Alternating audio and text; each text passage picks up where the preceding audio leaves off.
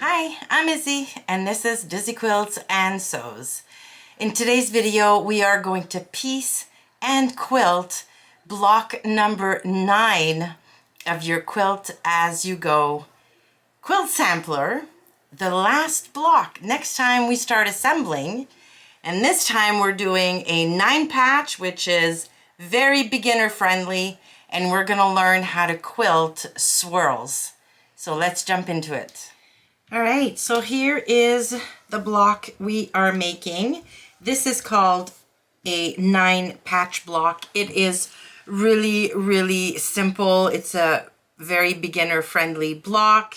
We are basically just going to piece squares together. So to make this block, you're gonna need 4 of one color and then 5 of another color. Now you might notice that in this block I've got my background color as one of the fabrics, but these are the 2 that I will be using for the block included in this demo. So this is going to be my background or quote-unquote neutral block, and I'm going to cut 4 in this fabric, and then I'm going to cut 5 squares out of this one here, and this one is basically going to be the colored fabric in my original block.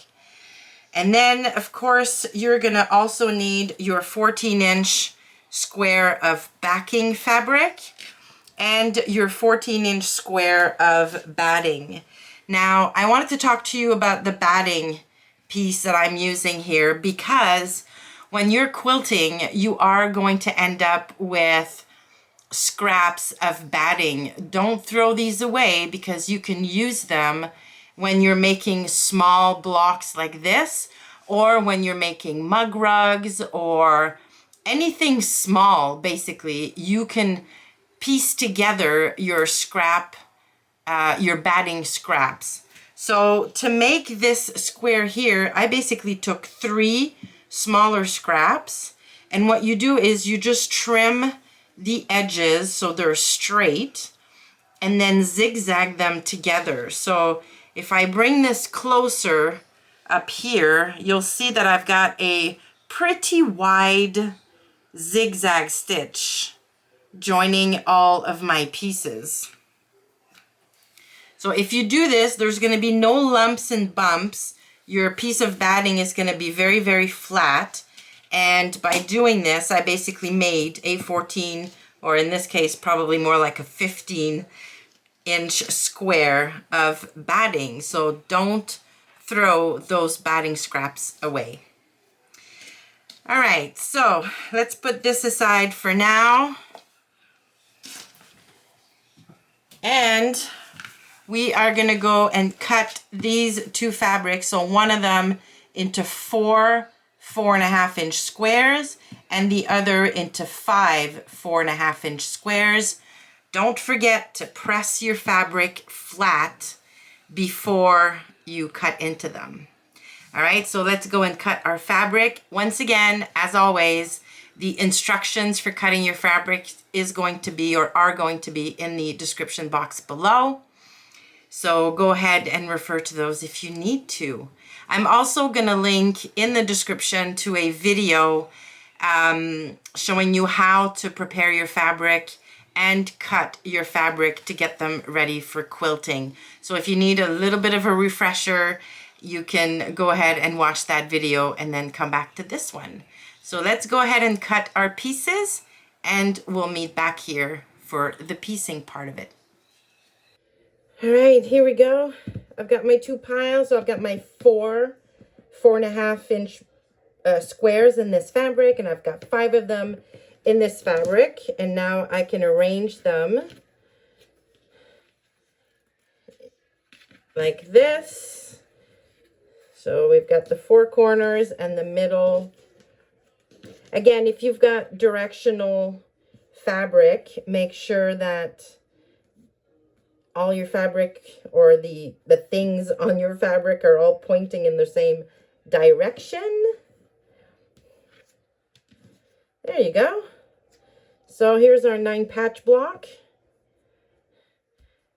Now all that's left to do is sew these together into rows and then sew our rows together. So I'm going to let you go ahead and do that.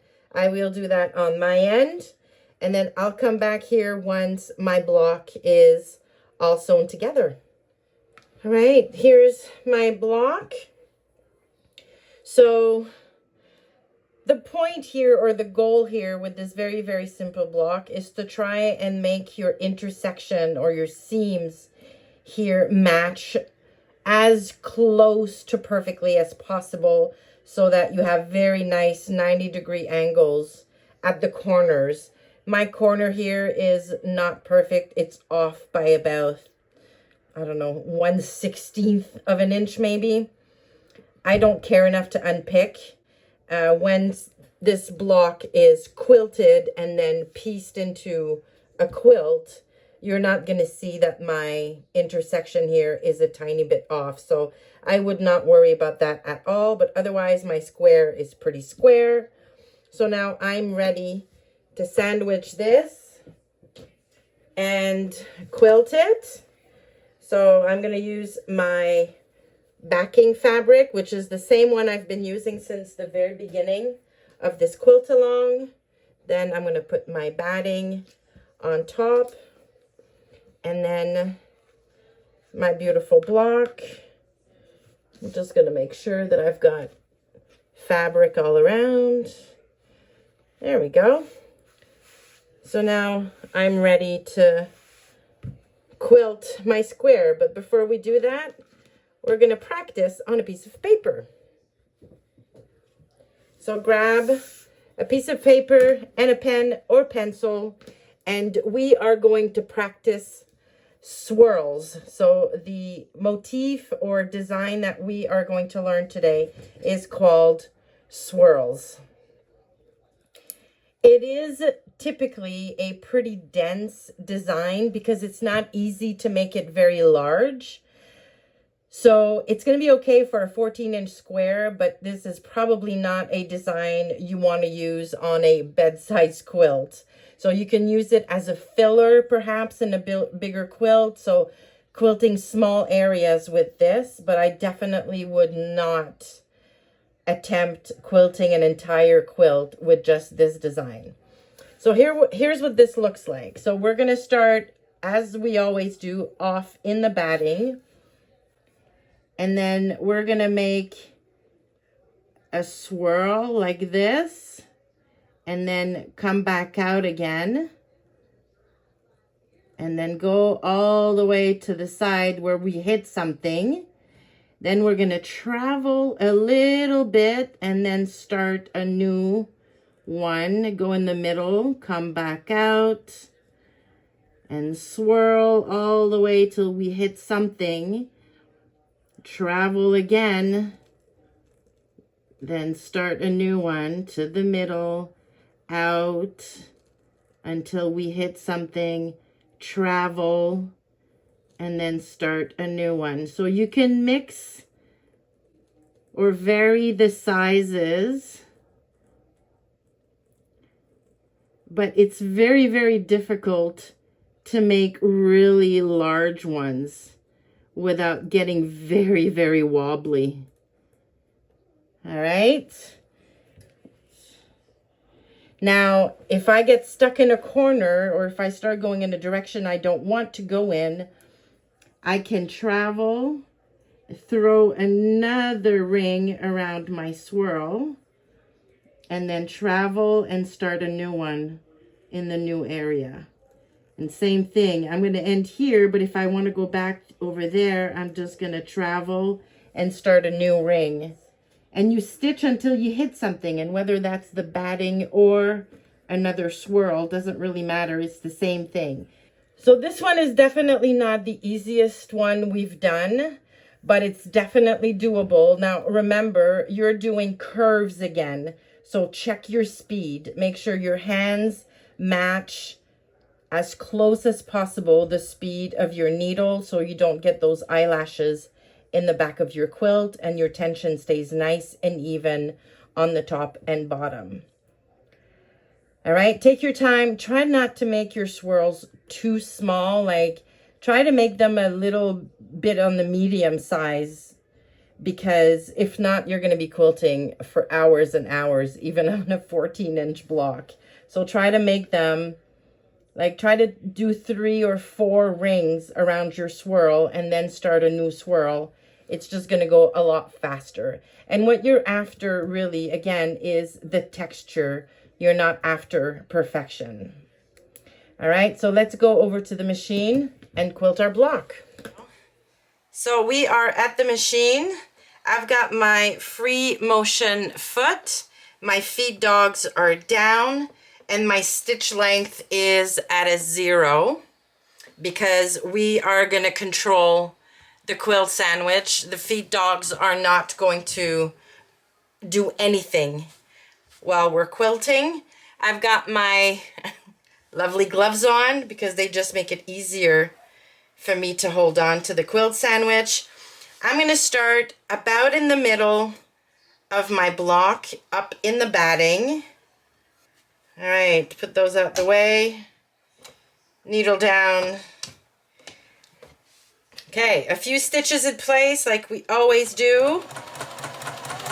And then swirl in, swirl out, all around until I hit the batting, travel, and start a new swirl in, swirl out, and go around until I hit the stitching, travel, and start a new swirl. In, out, until I hit. Now I want to continue. All right, so I hit the stitching, but I want to go here, but now I'm on this side of this swirl, so I'm just going to add a ring. I'm going to travel and throw another ring around this swirl. Travel and swirl in, out. All right, now I'm going to travel in the batting and go to a new area. So this whole space is now quilted. I'm going to go down here.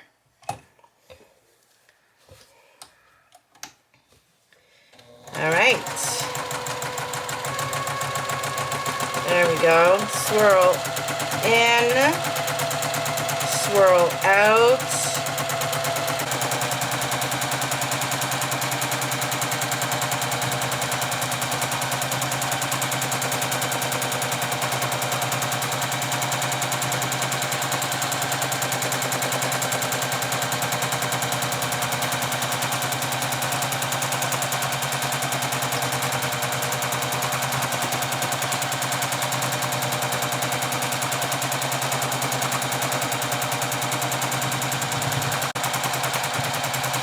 Now, if at any time you need to move your hands, try to stop when you're hitting stitching and you're going to change direction, because if you stop in the middle of a swirl, it's very difficult to start again and keep this curve smooth.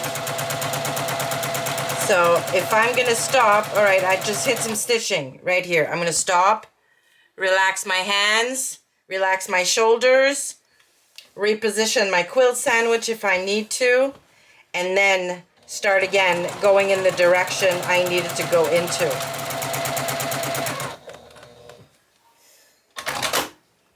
There we go. All done. And here's our block. Hopefully you can see the twirl or swirls and all that beautiful, beautiful texture. How cool is that? And just like that, we are done with block number 9, a beautiful 9-patch block quilted with swirls. And I wondered if I have any, I don't really have any issues on the back that I can show you. But there we go, here's the quilting on the back. And when I say I don't have any issues, I don't want you to think that my quilting is perfect, because it really isn't. There are lots of wobbles here. There are lots of stitching over other stitching, not very like precisely, but it doesn't matter because you can't really tell that my quilting isn't perfect. All you can tell is that this block is all full of texture, and that's what you're looking for. All right, so this was the last block in our sampler. In 3 weeks, we are going to assemble our quilt. So in preparation for that, if you've made all 9 blocks, you can start trimming them to the exact same size. Now, technically, they're all supposed to be 12.5 inches, but depending on how precise you were with your quilting, some of them might be closer to 13 inches, closer to 12 inches even. The point is here, all 9 of your blocks need to be the same size so that you can assemble them into a quilt. So trim all of your blocks so that they are all the same size. Pick whichever one is your smallest and then trim all of the other ones to that size. So you can do that, or you can wait for the video to come out and we can do that all together. But you should have your 9 blocks all pieced and quilted by now. All right, if you have any questions, as always, please put them in the comments below and I'll get back to you as soon as I can. Thank you so much for watching. Please give the video a like if you liked it, and consider subscribing so that when we assemble our quilt, when the video comes out, you'll be notified and you won't miss it. Thanks again, and I will see you soon.